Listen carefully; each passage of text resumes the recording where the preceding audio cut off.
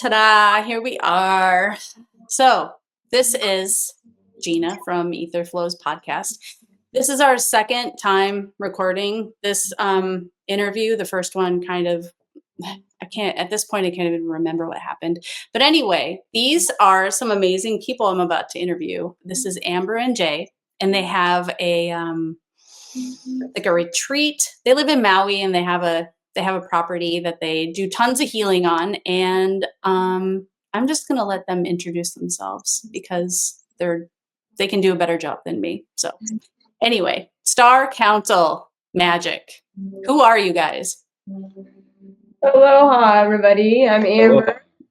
I'm Jay. And we're Reiki master teachers who work with plant-based mediums, specifically psilocybin mushrooms, and we help people connect to their truth and their divinity and their healing with the mushrooms, and using Reiki as the base foundation for that, to support that guidance. So, yeah. That's a pretty good introduction. Oh, thanks. You're welcome. So these guys are, I just had a session with them 2 weeks ago maybe.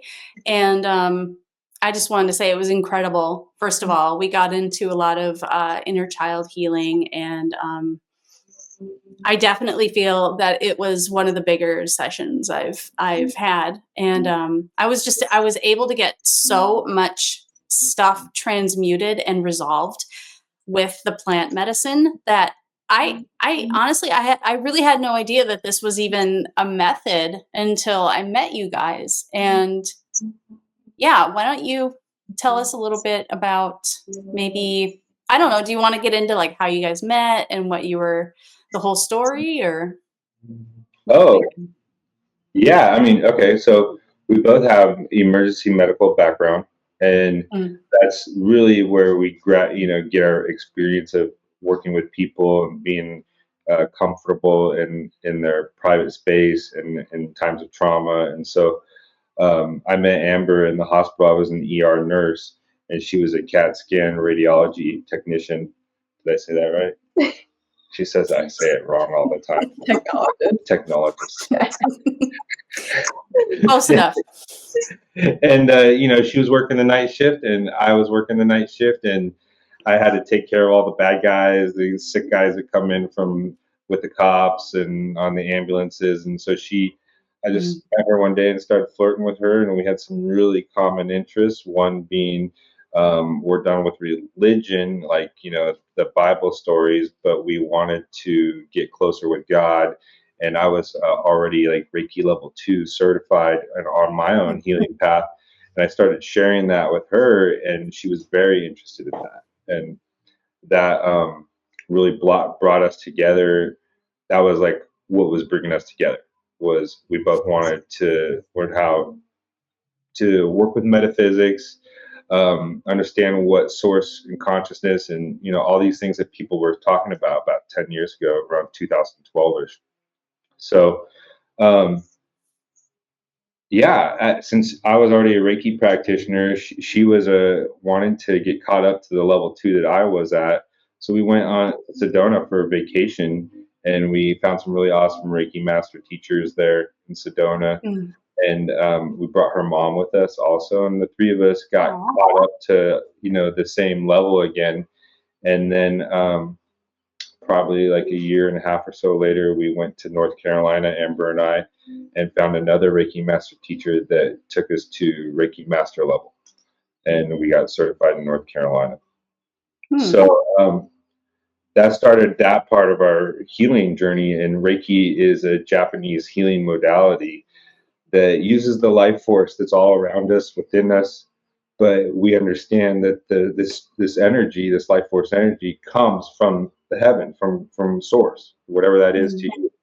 But we're channeling that energy into us and using it as a guidance, because source has its own intelligence, so the energy has its own intelligence, and it allows us to not get so in the way and just put our hands on ourselves or others to help balance their physical energies within their mental, physical, or emotional, and spiritual energetic bodies.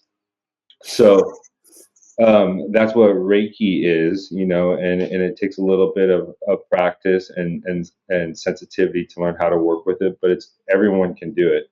It's just a matter of, you know, growing your awareness and your sensitivities and cleaning up the diet and detoxing so that you can feel energies more.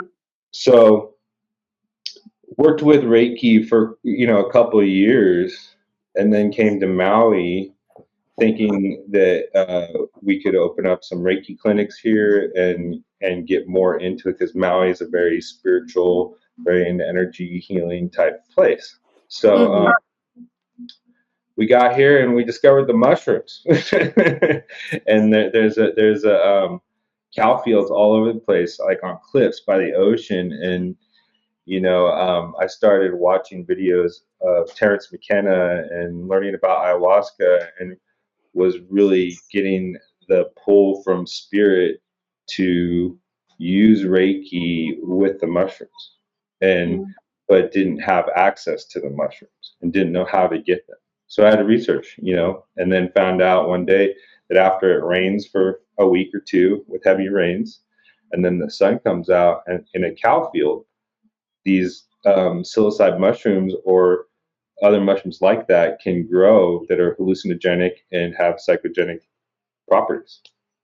So that's how we got started. We went out to the cow fields where they're free. You did. We had to learn, you know, which ones were safe and which ones were psilocybin mushrooms versus the other ones. But it was a fun little adventure and experience, and we just stayed away. That's amazing. You guys were literally out there in the cow fields. Right on the cliffs of the ocean. Yeah, just.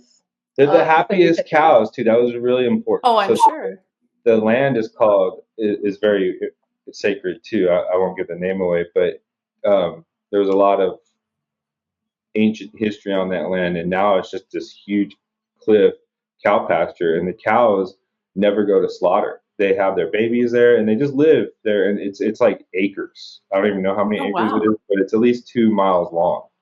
And yeah, they're just the happiest cows, red, healthy cows. And so I truly believe that, you know, that them being happy and never having to go into fear produces a good quality substrate that we can use for our mushrooms. And so the mushrooms there, since that was the beginning of our journey, and I really connected with source on those mushrooms. I mean, I asked it to show me where Reiki comes from, you know, and all that. And so that place was really special to me, and I wanted to incorporate the mana of that land. And so that's, to this day, I still go get all the cow chips over there and incorporate that manure into our mushrooms that we grow here at home. That's so cool. I know you can program water. I energize my water. I use it for my house plants. And a while back, I was using energized water to grow habaneros. And I had one of Rion's PEMF. It was like a prototype energy orgonite little instrument that kind of emits frequencies. And I thought I had the idea to put that in with my habaneros, and the plants just like exploded. They loved it. And so I was experimenting with that, but I never thought about using intention with growing mushrooms. And if you think about it, mushrooms are like 90% water. So of course they're like sponges. They have a very similar process to us, like you said. They're 100, almost 90% water, and so they take in carbon. They breathe in oxygen and they put out CO2 just like we do. So, I didn't know that either. The closest thing to human beings. Oh, that is crazy. Okay, that makes sense. That's so incredible. So we grow when we do grow our mushrooms, we use intention, obviously, and we use our Reiki and crystals and frequency to promote, the highest quality mushrooms that we possibly can in this time dimension for healing purposes only. So Yeah. Even the tap water that's used to hydrate everything gets blessed on, prayed on, cleared, because as you know, we receive water through the pipes. How old are the pipes in everyone's homes? You know, our home is pretty old. It's like 40 years old. The infrastructure in this neighborhood. And then the water has to travel from wherever it comes from under all these people's homes, grabbing energy from everyone's house and and then it gets to you. So, you know, it is important that even if we're filtering our water through like some type of filtration system, that we're energetically with intention clearing our water of any negative energy, any negative programming, any energies that it's picked up that are unhealthy for my vibrational frequency, and so that this water is aligned and it helps me raise my vibration. And you can literally, if you do that with a glass of water, you just kind of hold it like here for like a minute or two, and you send it love and you thank it. You could program your water to be like an antibiotic, a medicine, whatever, with your intention, you know. So yeah, it'll start to So you vibrate. don't need to be attuned to Reiki or anything. You can just pray over your water, and because you're God. It's your Basically. intention, right? It's the I am within us that's projecting this whole thing, the creator within us, right? So if we just stop and slow down and, you know, realize how we manifest consciously instead of unconscious, then, you know, we can live our ultimate life here. And it's just, it is that easy, just using your intention. So, you know, like I've noticed your water. Yeah. I've noticed when I vortex my water, I used to do it that way, you know, vortex it one way and then the other way and send it your intention. I would drink it afterwards, and it had this, it almost felt like thicker when I was drinking it. Has that ever happened with you guys? I feel like it softens it. Like, I know what you're talking about. Like, it's like a different texture almost. Like it goes from like that hard type of water that comes out of the faucet into like something like more flowy. Yeah. It softens it. That's what, so if you think about like the Dr. Hashimoto's water experiment, have you ever seen that? Where they froze the water droplets in real time, and then it made beautiful like snowflake type crystals, and then the water jugs that had negative connotations like I hate you, I don't like you, the water droplets were very disorganized and not a sacred geometry. So literally putting your love and your intention and clearing your water is restructuring it at the molecular level into a sacred geometry pattern, and then we drink that, then that's going to get absorbed into our cellular structure easier, and that's going to amplify the sacred geometry within our cellular structure, you know, and it's just going to work a lot better to flow. So, you know, all that, the more, as I started growing the mushrooms, I didn't put as much intention into it because I was growing into this, you know, and then every grow up and every experience, I put more intention, and it definitely showed in the end result. I even use humpback whale frequencies that we got from our paddleboard. We call the singer over to us, and I pump the singers.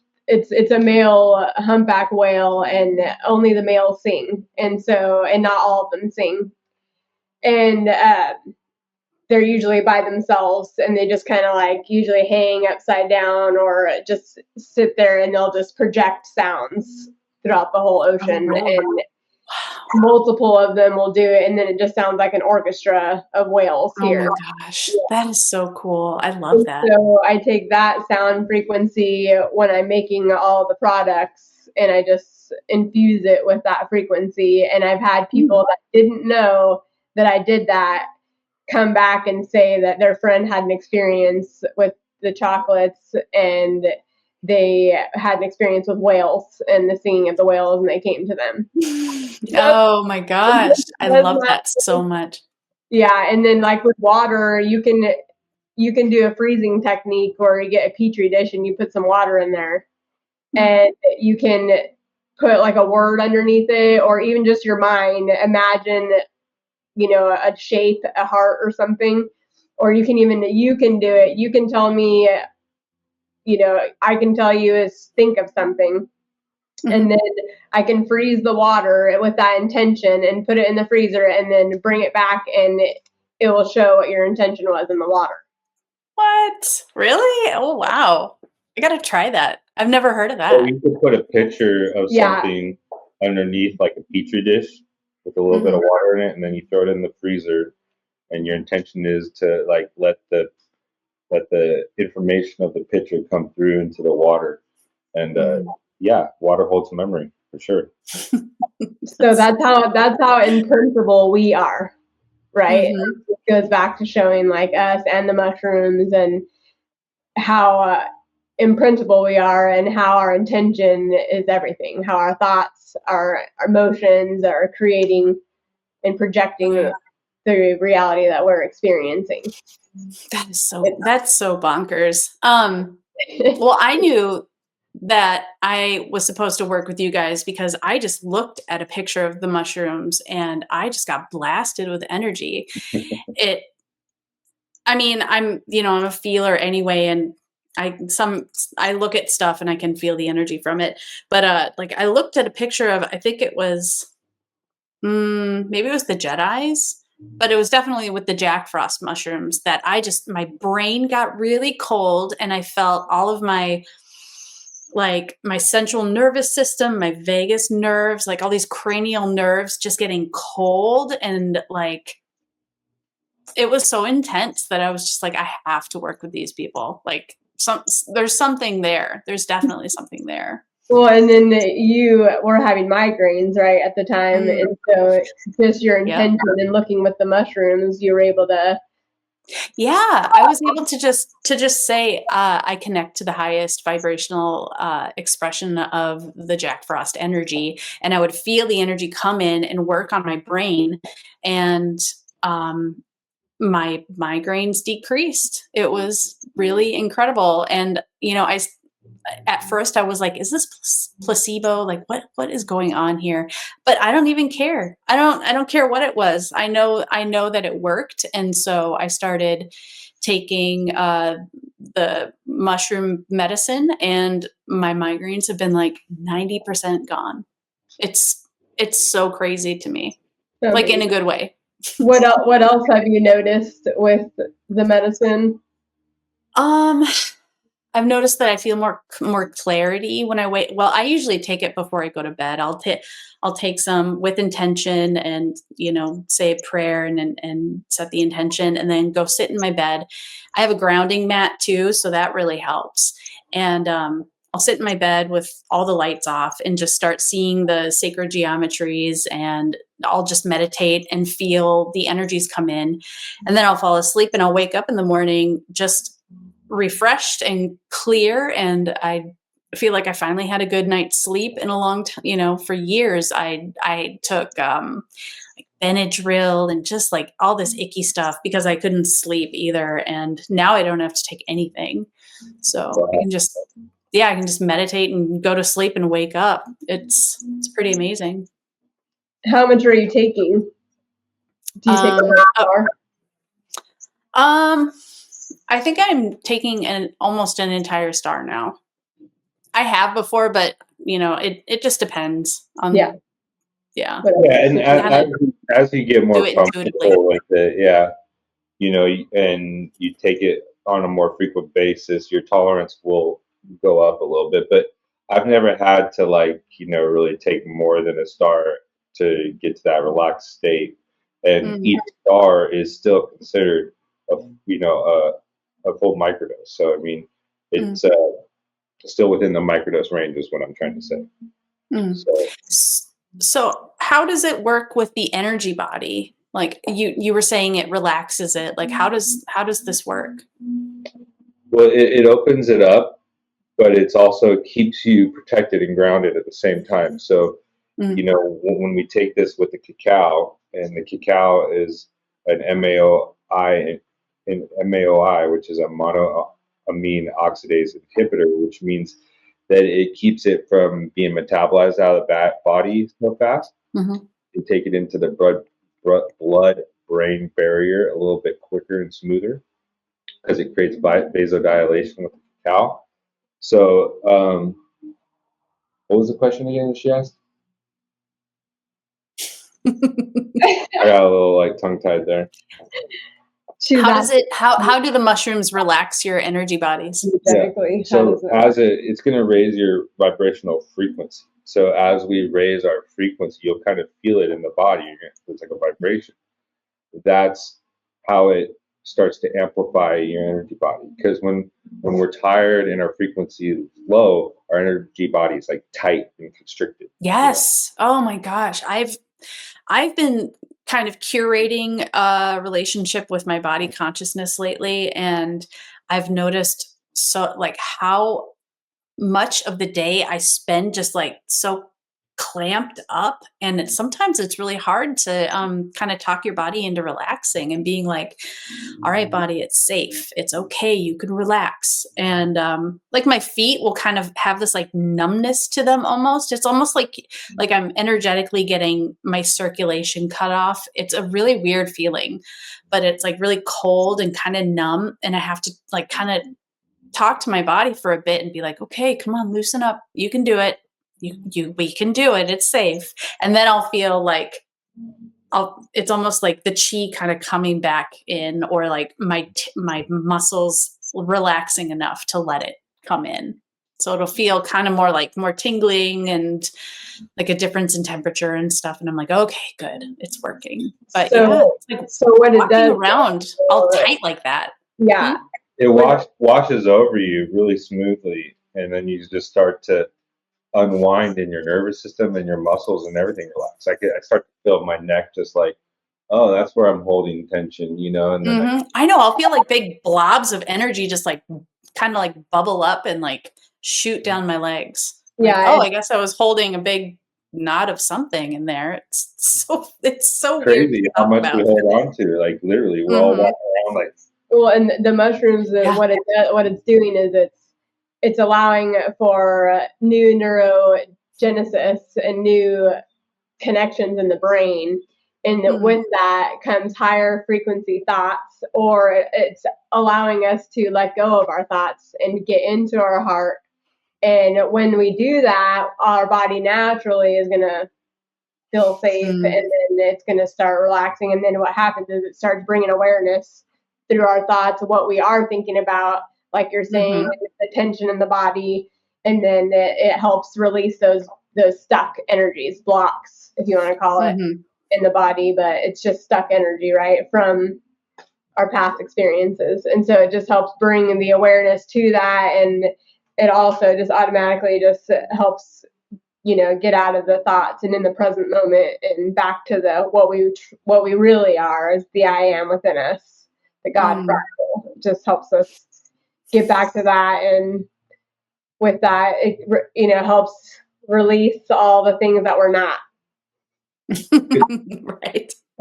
Yeah. We look at neural pathways as like streets and neighborhoods within your brain, right? And there's some streets that you that are unsafe to go down. They're dangerous. There are probably like some people that live on that street that just give you a hard time every time you go down that street, and there's other streets that have really nice homes and families and kids are playing, and it feels safe in that neighborhood. So, our thought processes are like that. Some people go down the same dark street, the same dark alley every day, and they live in those streets. So when we take psilocybin mushrooms, and especially with Jack Frost, it literally just goes, without you even realizing it in your subconsciousness, we're not going down those streets today. We're going to go down some new streets that are safer, and feel better. And so that's literally how it just shifts you. And usually some of those streets are like coming from our control centers in the left side of our brain. And so when we take the Jack Frost on a microdose level, it just shifts us out of the left into new neural pathways, new safer streets that we can walk down. And in those streets, we're not so contracted. We're not so holding it in. It allows us to relax, allows us to open up, and then our crown and our third eyes can finally relax. And, if you've been practicing a little bit and, meditating and cleaning yourself up, you're going to start really, having some cool things start happening, like energy leaving your head. And, in Reiki, when we feel that coolness on an area that we're working on, that is called negative chi or ki leaving the body. And that's what it feels like. So Oh, that's the key. That's a clearing that's happening. So that's a good sign, and it's such a blessing when we grow the mushrooms and we give them Reiki throughout the whole grow. So every morning, Amber or I or both of us will go in and we'll give all the mushrooms, just a nice little recharge at certain times throughout the grow. And then when they're harvested, it's a ceremony. There's nice music. There's sage playing. And we're always just really gentle and working with these energies in a very reverence and sacred way. So by putting all that Reiki in, our intention is that source energy, source consciousness work with inside the mushroom, within psilocybin, to help people with their mental, emotional, physical trauma, like whatever it is. That's what we're really helping and asking the mushrooms to work with us with, because that's what we all need. I'm not sitting here at the tubs going, please make these the most visual, hallucinogenic, journeying mushrooms, that we can all go take recreationally. No, it's definitely not that. This is very shamanic medicine, but it's done in a very loving, the most loving way that I know how to for myself. right. Yeah, I mean, I've had nothing but very safe experiences with this medicine, and when I was younger, when I was a teenager, I was very rebellious, and I experimented with lots of stuff, and I had some very scary experiences and some really cool ones too. But yeah, this feels completely different, totally different. And I mean, most of it I think comes down to all of it comes down to the intention, Yep. So Exactly. I'm wondering, so why would somebody want to take a microdose versus a macro dose? Like what kind of issues, or like why would somebody take a macro dose as opposed to a microdose? If a macrodose, so there's microdose, mini dose, and macrodose. Oh, okay. Mini doses start around like 1 gram from a half a gram, and that would be like 4 chocolate stars basically that you'd have to take. Oh, wow. 1 Okay. gram. So yeah, it's quite a ways away from actually just that's how showing you how small of a dose it actually is. Mm-hmm. Once you get past like 1.5 grams into like the 2.5 gram range, that is now considered a macrodose, and some macrodoses go up to even 5 grams, which was called the heroic dose, Yeah. all that. That is going to be used for serious deep healing where the ego is in the way and you have a specific person or yourself that's just not able to connect very well with your connection to source or your truth. Some people call it your higher self. Because our ego, our subconscious mind, has this protection called the ego, and the ego doesn't like change, and it doesn't like something else coming in overriding it. So it's going to do whatever it can to reinforce it. And so people have probably heard of ego death or ego resolution inside of like high doses of ayahuasca or LSD or psilocybin. And so it can feel like consciously, like everything goes black and dark and you feel like you're dying inside, and you feel like you almost have to remember how to breathe, but you're breathing and everything's fine. Your heart's pumping. It's just like a mental process where the default motor network in the base of our brain literally gets shut off. And so that's where the recalibration actually happens, because we're holding on so tight to our control mechanisms and our subconscious programs of fear, doubt, just holding on to everything. So when we finally shut off the default mode network by taking a macro dose of psilocybin, that allows the whole system to reboot, allow those fears and everything to flush out of the system. And you actually, by going through this process, you may even remember that you're part of the whole and everything. Mm. And that there's these epiphanies of truth that come in, because the human mind only knows what it knows. But the God mind, the source I am mind that we connect to when we use the mushrooms, actually shows us that everything's happening the way it's supposed to. Everything is fine and divinely connected, and that we're never lost and never separated, And so then once you come back from that, and this can happen like really fast within minutes. That's so how cool it is, of the journey, that you're having these realizations that, oh, this is just all an illusion. Oh, this is all just stories that I've told myself because no one's ever explained anything to me. So I just created up a narrative of my life and my experiences and only my perspective of what was done to me as a victim, and all this. Start to see through all your templates, because now your ego is not in the way. And you're like going through your files and going, oh, this is what's running my thoughts and my emotions and causing my pain. Oh, and then so what's integration after that is remembering what you learned within that ceremony, and working on those bullet points that your higher self showed you. All right, you need to stop holding on to fear of not having enough money so much, because when you do that, that puts you in a lower vibration and brings lower vibrational opportunities or lack of opportunities.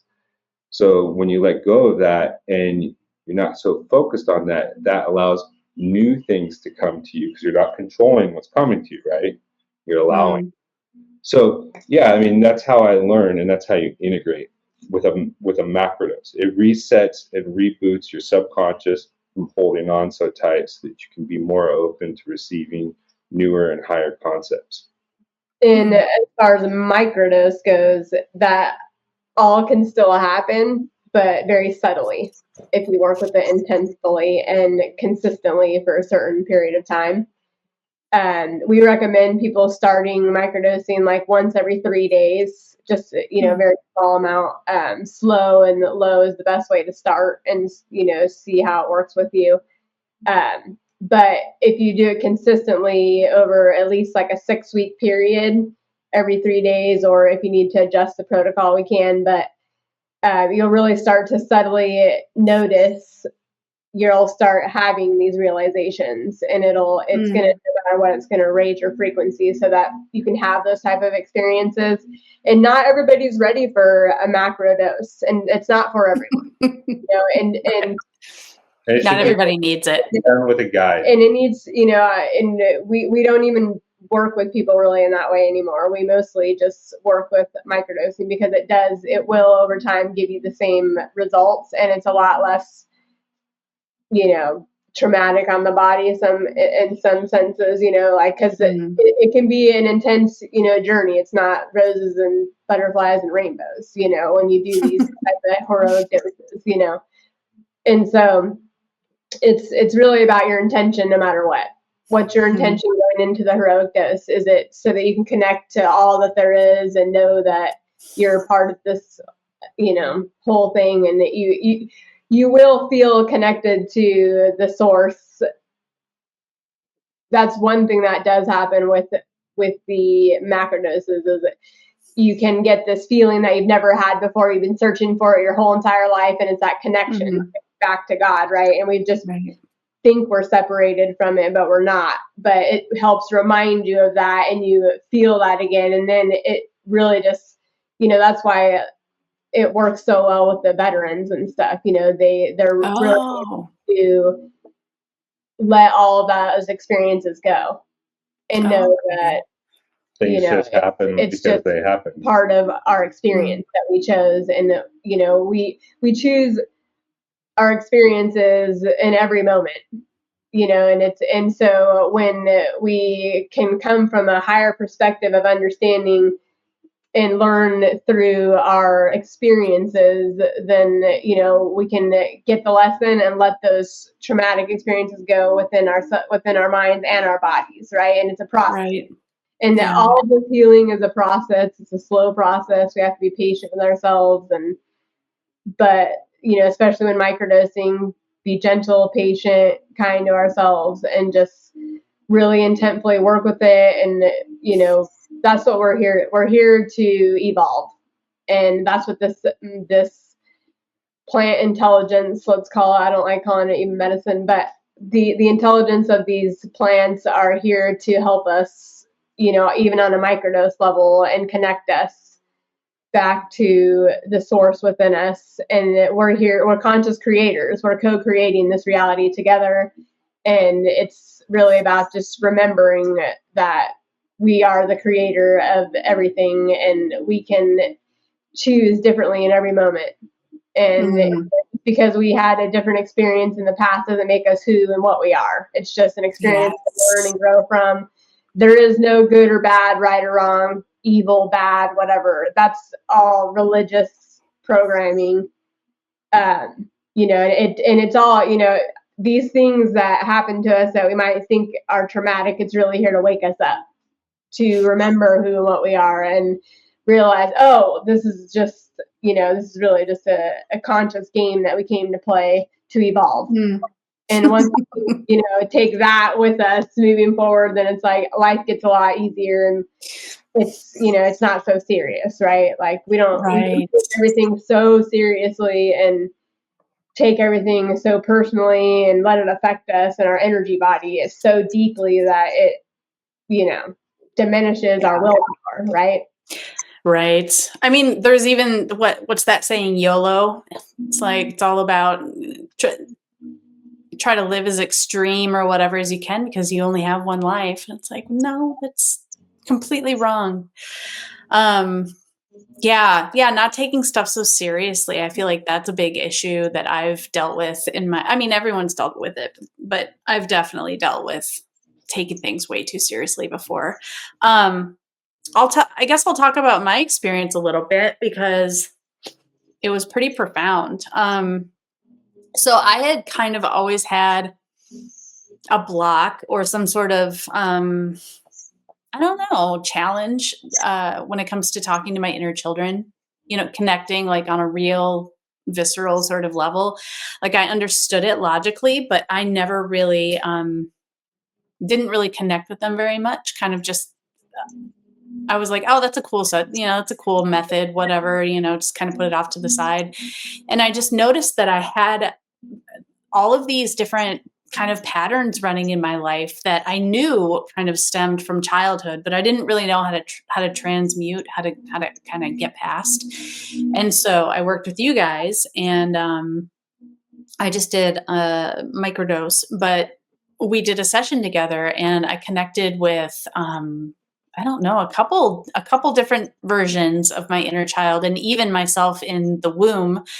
And it was so intense. I started shaking, and I was crying, and I couldn't stop almost like convulsing. It was so much energy was coming out. It was so intense. And I feel like so many different changes have happened since that. Like I'll be in meditation and I'll start hearing different kids, talking, and I've had dreams with I had a dream, this was last week, where and my subconscious makes it so obvious for me. There's no not being able to get the point of it. In the dream, I was in a dusty, dirty attic, and I was, sweeping up all this dust in this dark room. And I looked in the corner, and there was a bed with someone sleeping in it, way off to the corner. And I was trying to clean this room, and I'm like, how am I going to get this dust out of here? And so I opened up a window, and all this dust blew everywhere. It was I couldn't even see anything. There was so much dust. And the light started shining through, and then the dust kind of all dissipated. And then I saw this row of beds all around the room, and all these little kids sitting in the beds, rubbing their eyes. And I was like, what is this? And I looked further down the room, and I saw adults too, and brown skin and different races, and and my interpretation of it was that they were all me, but different versions, and they were all just kind of waking up. So I think I got the cobwebs out. That's cool. Like So I what said, is my the subconscious matter? is like, let's make it as obvious as possible. So Oh, yeah. like the Yeah, baby. Yeah, I mean, cool. it opens up those doors and dusts them off so that we Mm. can see what's going on. You know? And you were even able to travel past lifetimes, right? I think you even Oh, yeah. got that, Chris. Yeah. Yeah, there were a couple of different experiences. I think there was like a Druid one and there was like an Egyptian one. Yeah, we went all over the place and just kind of cleaned up shop, I guess. It was a Resolved lot, some and stuff. you could have kept going, but that was enough for that day. Oh yeah, my crown chakra felt so stretched out. Like there was a point where it almost felt like big chunks of like stuff was coming out the top of my head and it was really hurting. It actually hurt the crown. It was crazy. I think it was just so, I don't know, just so much stuff. But it was a really awesome experience. When I started doing Reiki on people, like hands-on Reiki, I was doing it a lot. I was doing like 80 people a week, and I just Oh my gosh. started doing that. And so the palm, the energy center in my palm, you can call it palm chakra or whatever you want. It was like, let's say if when I first got attuned to Reiki, if it was like opened up like that much, but then doing lots of Reiki, it started opening up more and more, and that felt like a muscle in there, literally like stretching, and it was getting I sore felt that like, too. all through here. And so the crown does the same thing, like all the energy centers, if they haven't been opened in a very long time and had a lot of that energy pushed through them, it's just like a muscle. It has to be stretched out. And then you can start, the more you do it, the more sensitivity you'll start to feel, the more energy will start to flow and receive. So it's just like, meditating and doing Reiki in my perspective is like going to the spiritual gym, to work out. When we do our self-care. It's so important work your muscles. to have some type of practice, though, right? Just every day, you gotta just kind of practice to keep us connected and just on the path. Yeah. What do you guys do daily? Oh, as daily practice? She has stuff that she does for her. We're a little different, but it's all, our Reiki is our foundation. We just choose to work with So Jay, every morning for almost 2 hours, will lay in bed and give himself Reiki. That's what he does. And then not 2 hours, like an hour for sure, hour and a half if I have more time. Yeah, but not 2 hours. Anyways, and then breath work and we try and do some type of breath work every day. Yeah, and then utilizing the plant intelligence to connect as well, but not daily, but it helps keep us connected daily, even if we're not taking it. Sure. If I don't give myself Reiki, I feel a little tired. I feel a little laggy, like things just don't flow that well. So by every morning checking in and seeing how my energy is flowing, or giving certain areas that need a little more attention than others, I get out of bed feeling more refreshed, more grounded in my being, and not like, and because of that, I'm juicing every day. My auric field stays maintained nice and strong, and I'm shielded, and protected. So that's really important when you're doing this work and working with clients every day. You got to maintain your alignment. Hey everyone, I just wanted to give a short message to say thank you for subscribing, thank you for liking, thank you for watching these videos. I am honored and blessed to be able to make these videos, to meet these people, to have these incredible conversations. It's just as insightful for me as it is for everyone else, and I learn just as much. So I just want to say, universe, I am grateful and thankful for everyone, for this whole community. Thank you so much. Okay, we're back. Aloha, Jay. Aloha, Amber. Aloha. Thanks for having us, Gina. Absolutely. This will be part 2 of this episode. We had some issues last time. You guys don't need to hear about it. But anyway, Jay, I have a question for you, and Amber too, of course. How do you guys prepare people to work with you? So first, we just like to check in with them energetically, and that's, if they're in person, we'll have them in person on island. But if they're on the mainland, we'll do a Zoom session with them, and just get to look at them in the eyes and get to see how they're behaving when we ask them certain questions.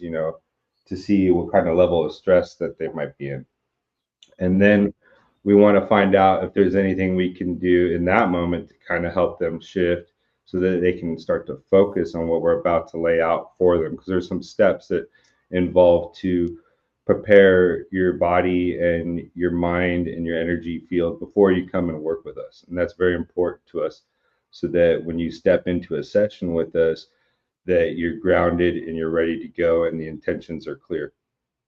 So if someone's, never stepped into this world before, we're going to talk about like what their environment is like and what kind of energies they surround themselves with on a daily basis. What does their diet look like?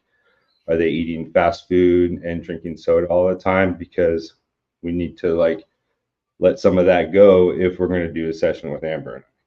Typically we ask people to let go of eating meat for at least a week, and alcohol for at least 2 weeks, sugar for a week. Anything that's not, that's processed, and this, it's not organic. So if people don't know even how to begin to eat like that, we'll give them tips and tricks, and we can send them some recipes. We'll help them out. That's all part of our guidance. That's why I have that pre-integration, pre-consult to see where you're at.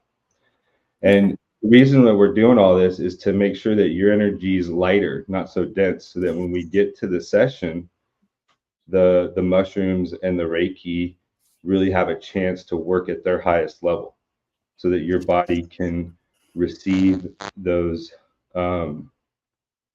energies without having to fight dense energies. So it's the better that you can prepare the body and your mind. And that also goes with like, leading up to the session for 2 weeks. We don't want you watching horror shows or murder mystery shows, and reality TV shows are just obnoxious. We'd rather, teach you some tricks on how to get into breath work and start meditating once a day and just quieting everything down. It's all about just getting, we're going to help get you centered into alignment. But if you come in like a distorted ball of chaos, that's a lot of work that, we're all going to have to fight against, basically. So, I mean, if there's less of that going on and we prepare, and that's how it's always been done. If you look back at working with plant medicines, whether it's in the Amazon or Siberia or, wherever in the world, or with the Native Americans, they always prepared their bodies. The Native Americans, they had sweat lodges and they would eat a certain way. And the shamans of the Amazon that work with ayahuasca, they will go on like 2-month long something called dietas, where they eat specific foods and they decrease everything out of their diet, so that when they finally get to their ceremony, it's just like they're a clear vessel to receive only that mana, that energy, and nothing else is in the distortions. So when you're at that level and you're actually trying to work and see with stuff, that kind of stuff is really important. It's important to us, and that's how we prepare people. Yeah, I've noticed when when I've kind of, because my diet kind of goes a little back and forth, so I go between, I eat intuitively, so I don't kind of like adhere to strict vegetarianism or anything like that. But I've noticed when I don't, because I take zeolite, which is it's one of the clays that really helps bind like heavy metals and toxins and stuff in your body. when I stop taking it, when I take a little break from it, I'll note it, like I'll feel it in my body. Like Oh yeah. I will feel heavier. And it's Mhm. it's a little bit harder to connect in meditation as well. So I totally agree with that. Cleaning out your body is very important. We've kind of learned how to be in this place where we do sometimes go off our normal diet and ground in with some fish or this or that. And that's totally okay. It's not about being aggressive in any one aspect. It's about balance, Mm, right? Everything in yeah. balance. And when you listen to your body, sometimes you need certain foods for whatever certain phase energetically you're going through. Whether you need more grounding foods at this time, or but also, when we're talking about preparing for a session or a ceremony, connecting with the Mhm. divine. So when you're doing it at that high level, it's not something that you're doing all the time. So you prepare for Right. that one day or that one night that you're going to go do that. You give yourself a couple weeks, just kind of clean things up a little bit so that it is clear for that moment. After that, if you want to kind of like loosen up the diet again because you got what you needed, that's up to you. But yeah, that's just kind of how we're looking at it. It's like you're preparing for the big game. Yeah, that's a good way of looking at it for sure. Like everything in moderation. There was a time where I was clearing up some candida imbalance in my body, another fungus related thing. And so I was eating, it was like the candida diet. And so it was like no no sugar of any kind, no gluten, no bread, not even like fruit. It was basically just vegetables and lighter sort of meats. And I did that for about a year and a half. And I, f- it was incredible what happened to my body. What came out of my body it was pretty intense. And I did feel better. But at the same time, after doing that for so long, it started to feel a little punishing. So then and the candida cleared up. So that was really nice. It was effective. But yeah, it did feel like I was kind of like punishing my body. So I loosened stuff up a bit, but yeah, I definitely I feel like avoiding processed sugars and stuff like that is always a good idea. You So, know, I always like to talk about it like I appreciate this vessel that I was given, and mm, um, we're like Formula One cars, and mhm. you don't give a Formula One car regular unleaded from gas from Costco. You know what I mean? You give it like rocket fuel. It's super clean, and they got all these other things they add to it, and every part of that Formula One race car is dialed into pristine condition, and because of that, they get the results that they do. You know what I mean? Mm, You know, so if we start to look at our bodies as that, that special, and then we give it the things that it needs to function at a high level, we're going to see changes, positive changes. But some people have never even looked at themselves like that. Like, oh, if I eat really high level, fresh, organic food that was just picked, that carries energy for just so long after you harvest it. And if mhm. you have the ability to catch that sweet spot and take that life force in, that's how we're supposed to be eating. And I understand that's hard, and it's gonna take a while for all of us to eventually get there. But there's gold in that, eating things that are fresh but full of life force. Definitely. And having your body and because your body has its own consciousness. It's not like a throwaway. It's not this like, I've heard people refer to it as like the meat suit or whatever, but it's part of your whole conglomerate, like your whole I've started thinking of myself not just as the I, but as kind of like this collective of different aspects and fractals.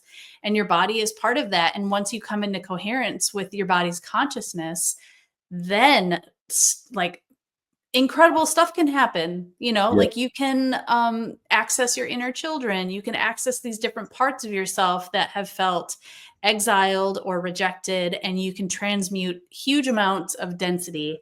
And but yeah, it really does start with like thinking of your body as more than just, something that is kind of like bringing you down or a burden or like a throwaway. You have to treat it Yeah. really well. Yeah. Yeah. And you have to talk So positively to yourself. If you got like absolutely. a knee that's not doing too well, you don't call it your bum knee. You're Mm-mm. thankful that you have knees that support you, that carry you around, and do whatever it takes to give love to that space and give it what it needs to get back on track. So yeah, I mean, that's how we have to think about each other. That's how we have to think about ourselves, and that will reflect from our inner to our outer world. So Mm, exactly. Yeah, I've been reminding my body that it is love, and I can like feel the excitement of the body's consciousness. Like, it's like, really, really, I am really, and I'm like, yeah, you're made of love. We can heal anything, body, you and me, we got it, and it's really exciting. It's cool. I can talk to certain parts of my body. I can be like, hip, you are love. Come on, let's let go of what doesn't feel like love. And I'll feel like my hip kind of open up and release a bunch of yes, stuff. So yeah, yeah, so it's really cool. So I'm wondering, let's go through a session. How okay. does that go with you guys? So once we've had, the pre-consult, now it's the day of the session, and the way we're doing it now is it's like a micro mini dose. We're not blasting you out of the water. It's very controlled, very consistent dose. And once you arrive, or we've already done this in the pre-consult, we're gonna body test you to see what varieties are the best for you for this session, because some of the varieties of mushrooms, they do different things. And so um, for someone who wants to do like inner child work or shadow work, there's a specific mushroom for that. And so we would use that mushroom, and we would sit with you outside and help you build intention and place intention into the chocolate or the tea, whatever way we decide to go with it. And we call your power back with some affirmations. And with some people, we've also lately, with some women, we've been doing intention setting to take us back to the womb and clear up any traumas that are inside of that space. Because being a fetus, and if the mom's not safe during the time of gestation and things like this, it can really affect our templates moving forward of how we separate ourselves from doing certain things or certain outcomes because of the templates that were built way subconsciously deep. So, we have intentions, and I work with clients because each client needs Amber works with them to find out what is their intention. What angle are we coming at this from? Is this type of life trauma in this life, or is there something you just can't even figure out because it might go precede this life, in our DNA? So we set a lot of intentions, and once we find out what that is, we're placing that into the medicine, and then we're calling in all our guides and all our protections, and any ancestors they want to bring, and any other little extras that the client wants to add to it, because I have my set of what I'm going to help them do. And then once the medicine starts kicking in, we just kind of hang out with them for a little bit, and then once we see that they're ready for the meditation, I'll guide them into a space that helps us take them back to a time without time and space, and allow the Reiki and the mushrooms to show them the energies that are really keeping them stuck currently. And so and those will come to the surface as a vision or a dreamlike state, while I'm giving Reiki to them over their head, their third eye, around their head. So literally just holding space for them under my pyramid on a massage table. They have blankets and pillows. There's soft music playing. Energy is very cleansed in that space, and it's very protected because we've set all our intentions.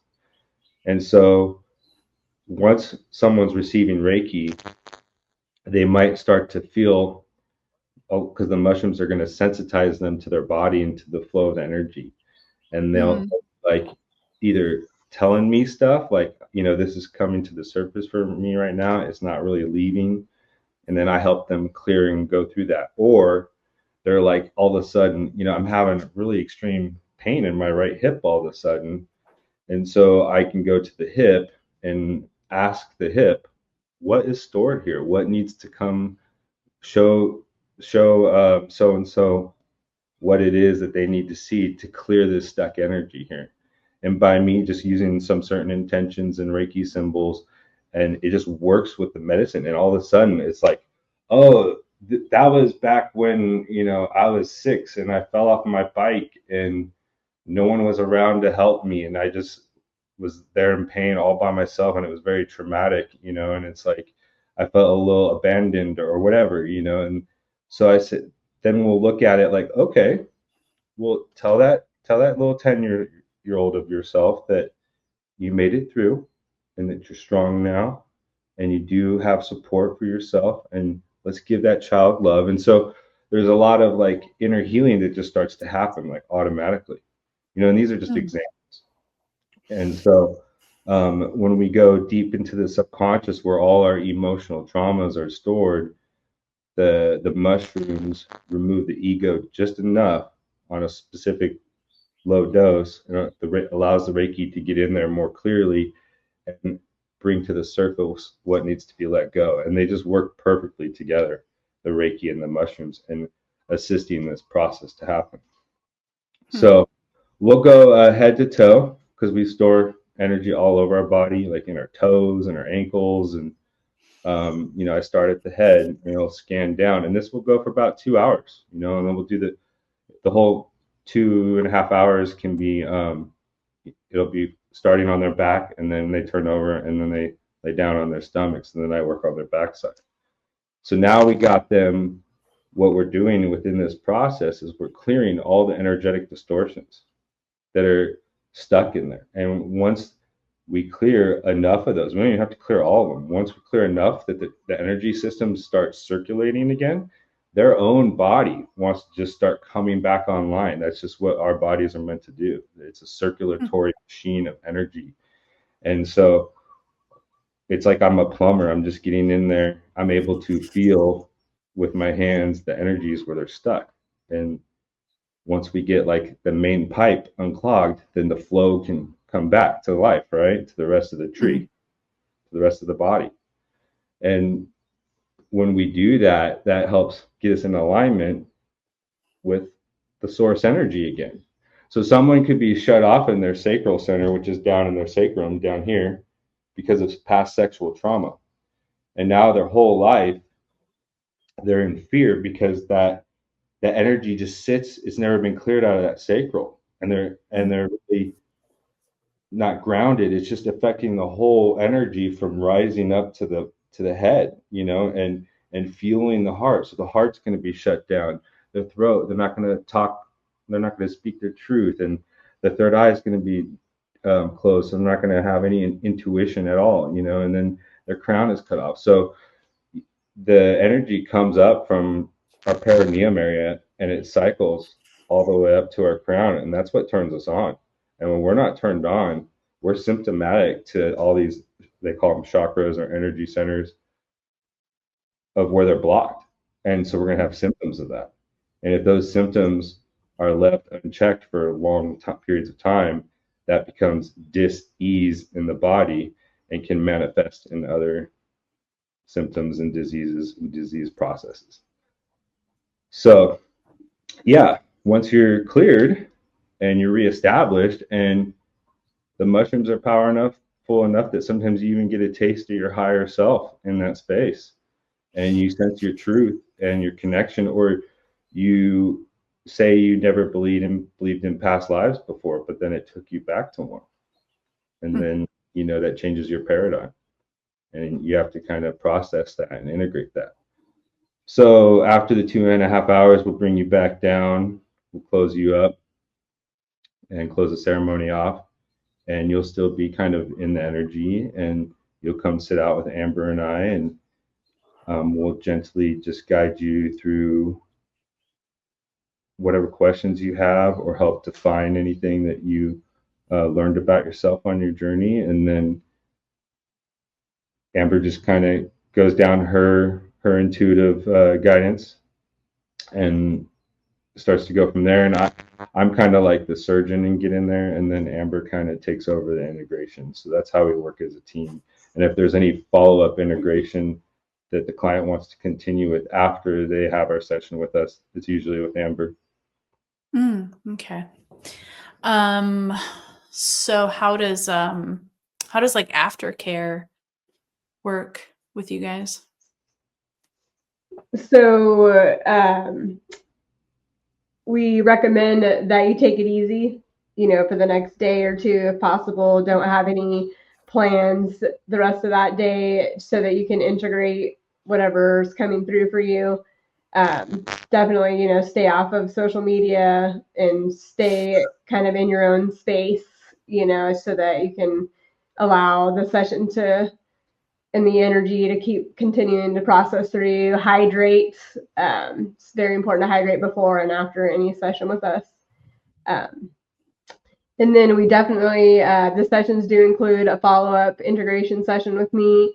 Usually a couple of days after the session, we check in, or a week after, depending, and just kind of see how you're integrating, what your experience was. And yeah, it's amazing to see the results that people have. And we're just grateful to be able to help people clear their distortions and remember who and what they really are. Yeah. She'll put them on a regimen of microdosing for after the session.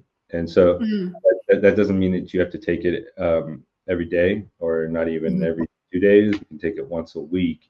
And so after you have a really deep clearing and realignment like that, the mushrooms are going to be really good at helping you stay locked in and integrated and keep you in that space of processing. So yes, like Amber said, take a few days off of work after something like this. Give yourself the time to process the very amazing mystical stuff that was shown to you or revealed to you.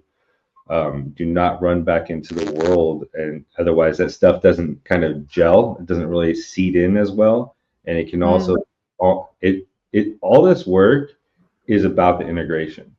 The session, there's a lot of clearing and stuff that happens in that, but it can all just kind of like end up having to be done again if we don't actually integrate it, right? We can, if we run back into life, we can let these programs that we just cleared kind of retake back control. If we don't try to learn and process them and, really truly clear them, they just come back and grab you again and pull you back down. So it's really important to realize and give yourself the time to process these things. And we're, by also scheduling an appointment with them, we're helping them commit to staying on top of their integration. Because I know you just won't believe how many people just kind of run back into life, because that's what life does. We got kids, we got schedules, we got football practice, whatever, to help everybody get to. And so that's another thing. When you do want to work with us, make sure that you're in a place that you can meet us here. Like if you have a lot going on, maybe that's not the time. Get things dialed in, get your life squared away, then consult with us, and we'll get your energy dialed up so we can lead into the session, because it's that important. We want you to have the best success with the process.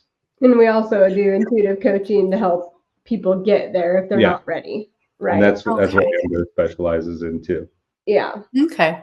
Yeah, that's kind of what I wanted to ask you next was, do you give people any sort of tools or like coaching to help them integrate this stuff and to actually kind of put this stuff into practice? Because I've done that plenty of times where I've gone to get a session and I've kind of given away my power, and I was like, okay, this person's going to fix my problems.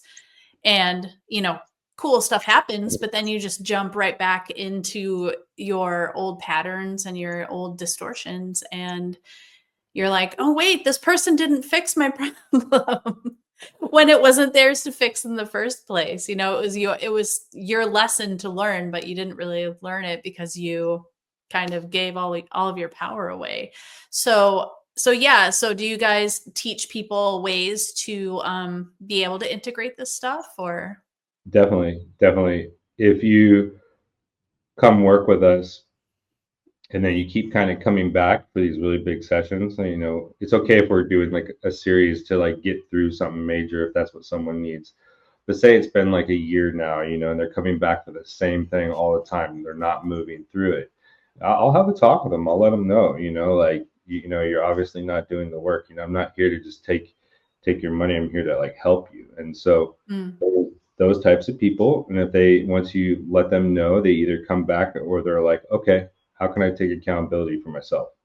And there's also other people that you do the session for them and they're like, that was amazing. Can you teach me how to do this for myself? Yeah.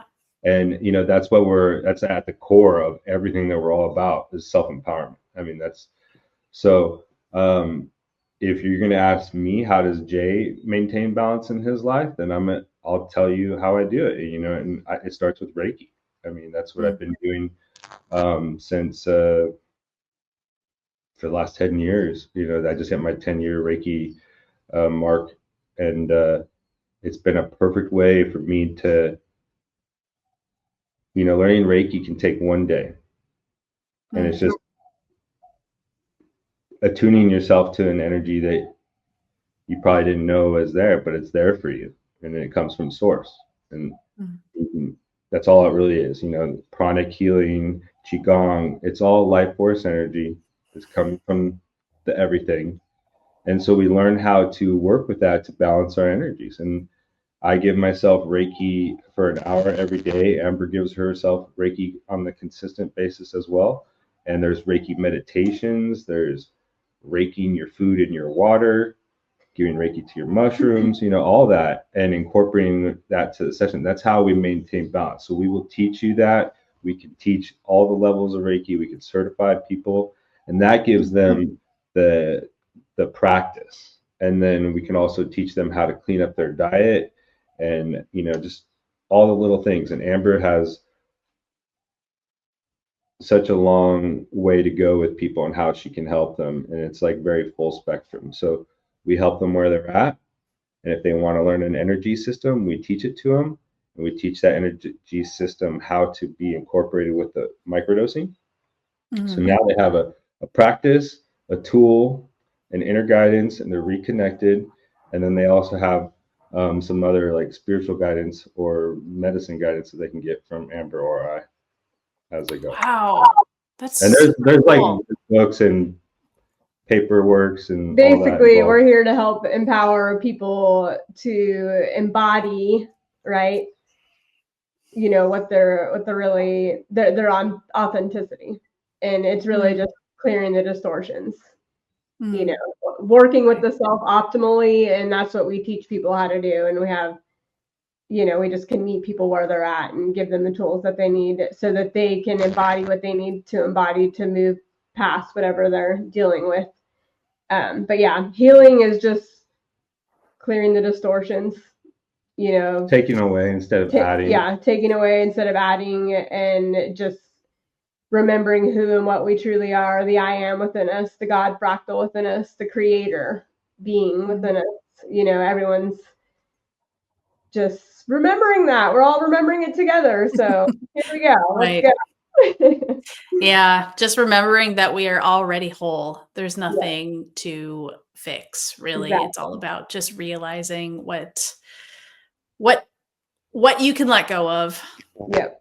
And what we've been, you know, these programs and conditions that we've picked up along the way, and these patterns, and it's and the mushrooms are amazing at helping rewire the brain, making new neuroconnectivity so that we can have new thoughts and break out of these old patterns that we're in. So it really just all works, you know, so divinely together, the Reiki and the mushrooms and working optimally with the self. It's all about working with the self. You can't expect anyone to heal you, or, you know, it's really just no one's gonna fix you. It's really just learning about yourself and how to work with it optimally and taking away. Right. So you guys, do you do like group Reiki, like atonements online or anything, or in person? How does that work out? We could do them like we've done them like 1-on-1 or like 2-on-2, like just kind of like in a setting like this. We've done them bigger in our house when we have people here at our house. We've done ceremonies here and attunements here, but I haven't really experimented with doing a group, although that shouldn't be an issue at all. Like this energy doesn't discriminate against time, space, or how much is needed, and Right. so yeah. But yes, we are going to be doing some online.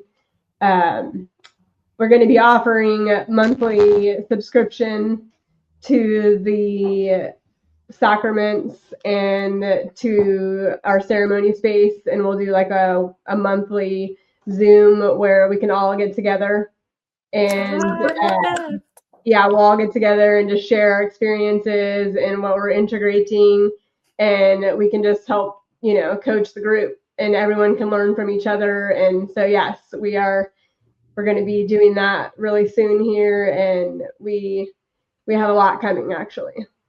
That's awesome. Do you want to talk about any of the new stuff you have planned, or do you want it to be a little surprise? No, it's totally cool.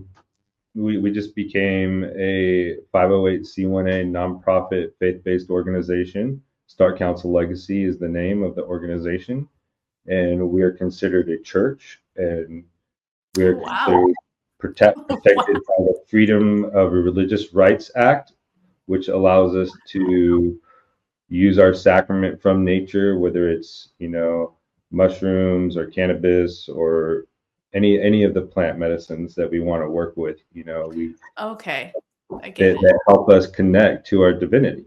That's what we believe, and so we're non-denominational, and we don't follow any dogma or anything like that. We just know that we have the tools within us to connect to our own divinity.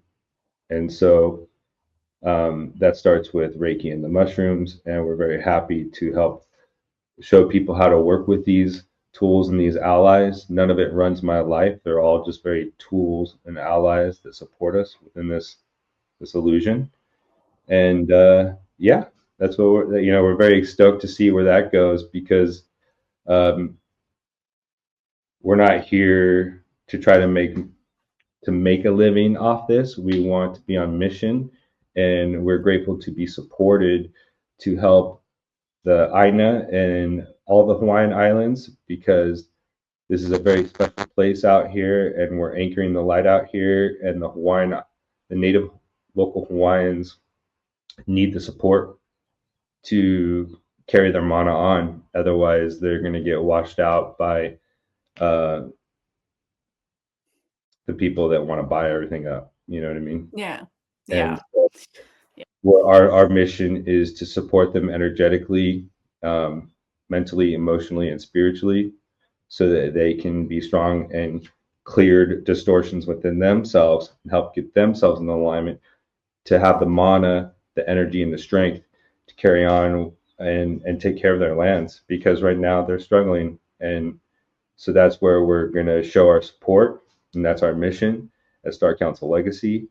And we will, in the process of that, work with others and share our mission to help get the ball rolling in that direction. And we also have the aspiration to buy land for the church and build a temple space so that all people can come and check it out and attune to these energies that we want to share.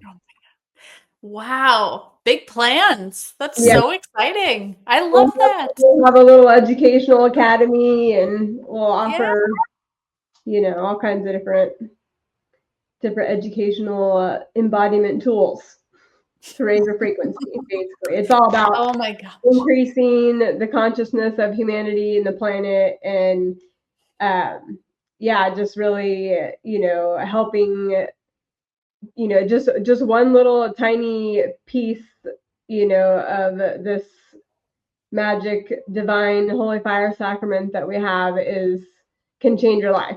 Just one little,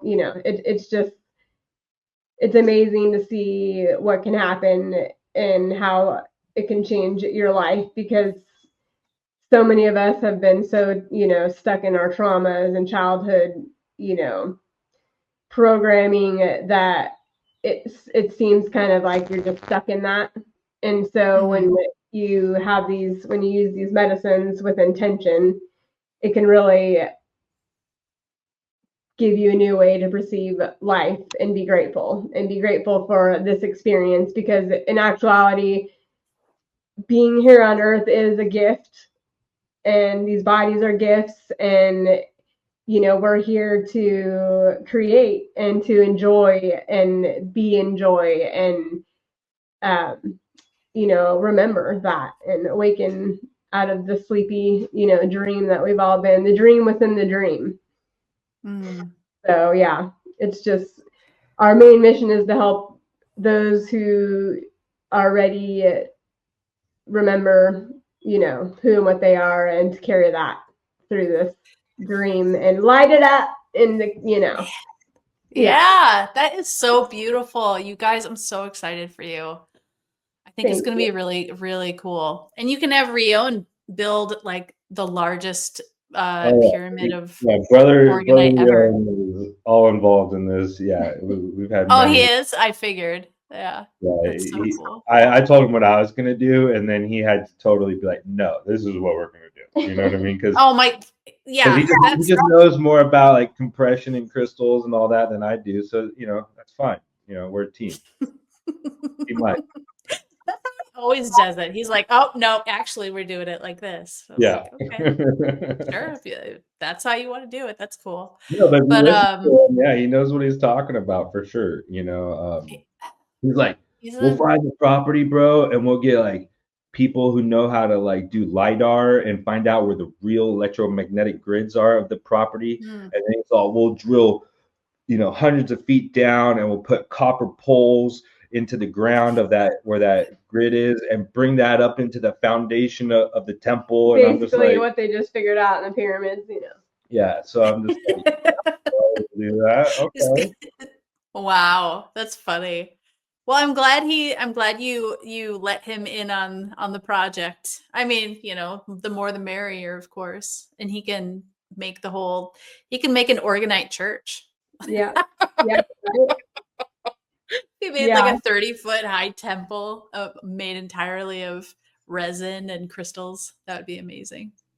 So Yeah, I mean, that's just what he's always talking about. He's waiting for the divine funds to come in so that we can get started on these community projects. We got to have these centers of conscious expansion and healing that are fortified in Sedona, Shasta, Hawaii, and all the other cool places of the planet. But that's where, we would like to focus first, for sure. So it's a big mission. But hey, Starr Council Legacy, we got approved by the state of Hawaii, and we are stoked, and we're moving forward. That's so cool. And we're so grateful to see how things fall into place. It's like we think we have a plan, but the I am always, has a different plan. Yeah. The universe is like, think bigger. Yeah. Bigger. Yeah. Like, oh, okay, yeah, you think that, but this is how, it ends up. But no, we really feel within our hearts that it's, our kuleana to give back to this Aina and the Hawaiians. And, we see how they hold the keys to world peace. And they're very connected to spirit, and they are some of the most amazing people I've ever met in my life. And it needs to be shared with the world. And their story needs to be shared with the world, the truth. And it's just really exciting. And we're just honored to even work with them and be allowed to have this opportunity. So, yeah. Oh my goodness. Well, I think we should probably end it at that. I'll put all of your information in the description. Do you want to tell people how to get a hold of you real quick before we go? So we have an email. It's info@starrcouncillegacy.org. And then they can find us on Instagram at Starr Council Legacy. And then the website should be up shortly. And the website is starrcouncillegacy.org. Okay. Awesome. So yeah, All email right, guys. good. Oh, what was that, Jay? Right now, email is perfect for us. Like, you want to reach out, you're interested, you want to find out about scheduling a pre-consult with us. Yeah, info@starrcouncillegacy.org. Yes. Okay. Okay. And like I said in the last video, I've worked with them a few times, and it was really, really excellent. Like, it was very powerful. So I would recommend anybody work even with quit them. her job and took her power back. Look at that. I know. I quit my job and took my power back. Yep. And Got Gina, herself out of the matrix. that was all done over Zoom, right? Oh yeah. Yeah, so she didn't come to us in person, and it was still very, very powerful. And I love to see how the energies show up because that little bit of me inside that's like, oh, is it gonna work? Is it gonna transcend, through the Zoom session, and it does, and it always Oh yeah. blows my mind how it shows up, and I'm so grateful. Everything is quantum. There is no time and space, right? Yeah. Yeah. So anybody who wants to get a hold of them, I highly advise it, because it was really, really life-changing. So with that, I'm going to end this, and I thank everyone for watching, and Thanks I thank for having us Amber on, and Gina. Jay. Yeah, you guys are excellent, and I love you so much. We love you. Thank I'm going you. to end this. Thank you, All everybody. right, I'll see you later, guys. Bye. Bye, aloha. Bye.